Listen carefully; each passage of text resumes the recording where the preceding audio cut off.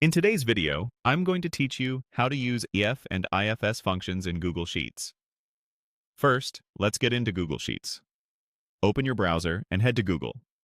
In the top right corner, click the grid-shaped icon to open the Google Apps menu. Choose Sheets from the list, and then open the spreadsheet you want to work with. If you're starting fresh, you can create a blank sheet, but I'll assume you already have some data, like scores or statuses ready to reference. Let's begin with the IF function, which checks a single condition and returns one result if it's true and another if it's false.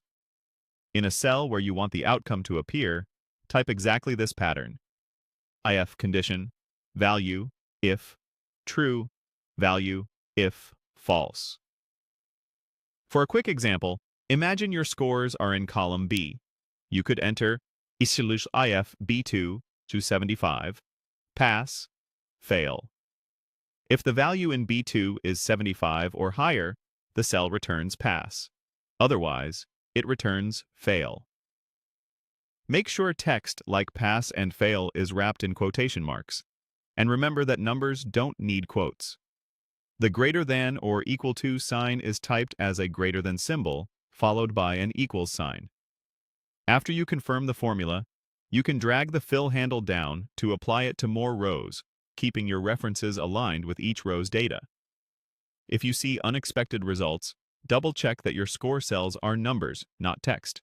Formatting as number helps. Now, when you need to test multiple conditions, the IFS function keeps your formulas clean without nesting several IF statements. In a cell, type actual IFS condition 1, result 1, condition 2, result 2. Here's an example using a grading scale for the value in B2. IFS B2, 90, excellent, B2, 75, good, B2, 75, needs improvement. This formula evaluates conditions from left to right and stops at the first one that's true. That's why order matters. Put the most specific or highest threshold first, then continue downward. In our example, a score of 92 returns. Excellent, a score of 80 returns. Good, and a score below 75 returns. Needs improvement.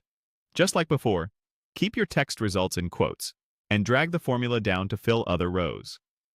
To recap, use IF when you only need one yes or no decision, and use IFS when you have several possible outcomes and want a cleaner, easier to read formula. With these two functions, you can turn raw numbers into meaningful labels in seconds. Open your sheet, try the examples, and adjust the cell references to match your data.